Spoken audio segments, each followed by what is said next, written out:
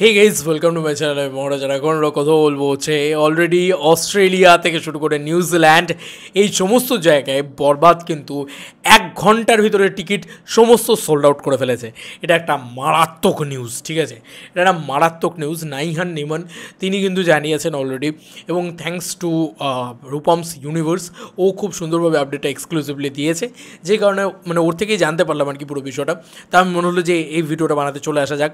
তো চলো শুরু করা যাক বরবাদের বিশ্বতাণ্ডব। ইয়েস, মেগাস্টার শাকিব খানের বিশ্বতাণ্ডব আবারও আফটার তুফান।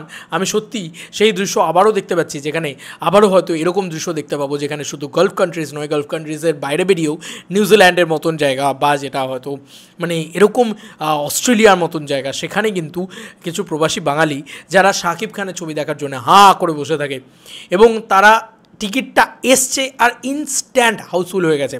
এছাড়াও বিভিন্ন জায়গায় কিন্তু বিভিন্নভাবে রিলিজ হতে চলেছে। অস্ট্রেলিয়াতে সম্ভবত 26 তারিখ রিলিজ হবে, তার আগে হয়তো 18 তারিখ থেকে রিলিজ হওয়া শুরু হয়ে যাবে, মানে গোটা প্যান ওয়ার্ল্ড আর কি বলা যেতে পারে।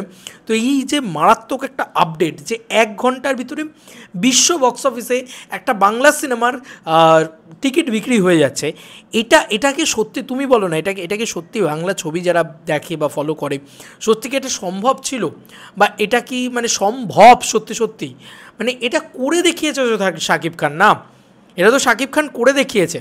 সিরিয়াসলি শাকিব খান তো এটা একমাত্র ওয়ান অ্যান্ড অনলি করে দেখিয়েছে, মানে বাংলার একজন নায়ক, যে নায়কের জন্যে বিদেশের টিকিট সেল হয়। সিরিয়াসলি মানে কি ক্রেজ একটা নায়কের, একে বলে উন্মাদনা, একে বলে মানে আলাদা লেভেলের উন্মাদনা। এবার অনেকেই বলতে পারে ভাই এতে আর কী আছে, প্রচুর বাংলাদেশি আছে বিদেশে, তাই জন্য টিকিট সেল হয়। আমি একটা কথা বলতে চাই, আর কারোর জন্য তো হয় না, একজন কাউকে দেখাও না যার জন্য হয়, বা যে রিলিজ করতে পারে। রিলিজ তো তার তখনই হবে যখন সেই সিনেমাটা ব্লকবাস্টার হবে, সেই সিনেমাটা সেইখানে গিয়েও এরকম 1 ঘন্টার ভিতরে টিকিট সেল করতে পারবে, তারা তবেই না রিলিজ করতে একটা খরচা হয় ভাই।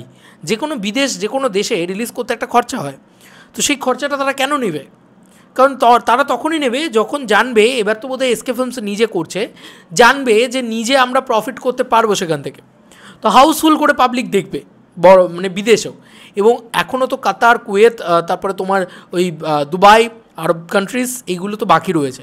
ওগুলো হলে তো মানে পাগলের মতন ভিড় হবে ওগুলোতে। স্পেন রয়েছে, সুইডেন রয়েছে, ডেনমার্ক রয়েছে। আমার মনে আছে যে কি হয়েছিল, আমি তো ভুলিনি কিছু, আমি মনে রেখেছি যে তুফানে কি করেছিল শাকিব খান।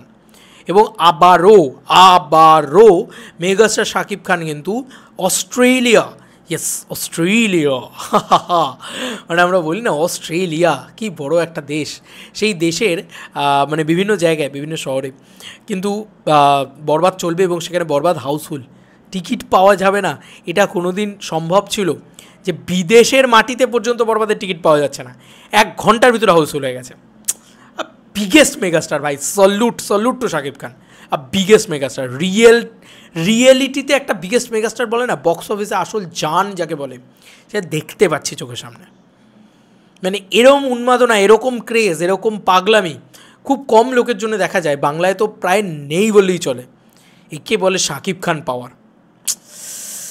অসাধারণ অসাধারণ, মানে আমি সিরিয়াসলি বলছি, সেলিব্রেট করতেও ভালো লাগছে, চেরিশ করতেও ভালো লাগছে, এটাকে নিয়ে উন্মাদনায় মাততেও ভালো লাগছে। কি লাগছে না বন্ধু, তুমি বলো না? চলো বন্ধুরা, নতুন কোনো ভিডিওতে দেখা হবে, ভাই।